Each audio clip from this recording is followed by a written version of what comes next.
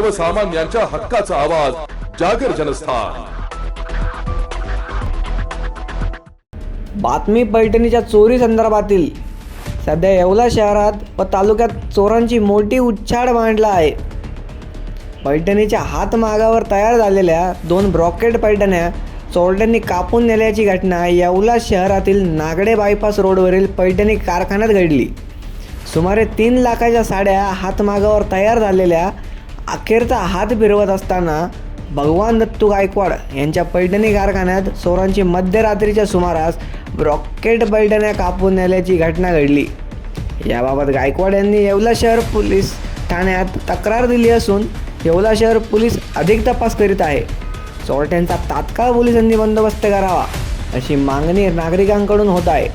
माझं नाव भगवान दत्तू गायकवाड, नांदगाव बायपास सूर्य हॉटेल शेजारी माझे मागाचा कारखाना आहे। तिथं माझे 2 नग चोरीला गेले आहे।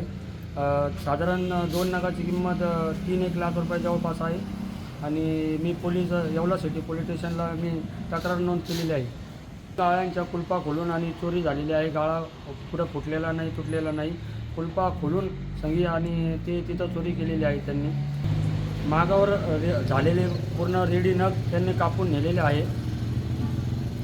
लवकरात लवकर पोलिसांनी या गोष्टीचा छडा लावावा हीच कळकळीची विनंती आहे। जागर जनस्थानसाठी सचिन वाकारे, येवला।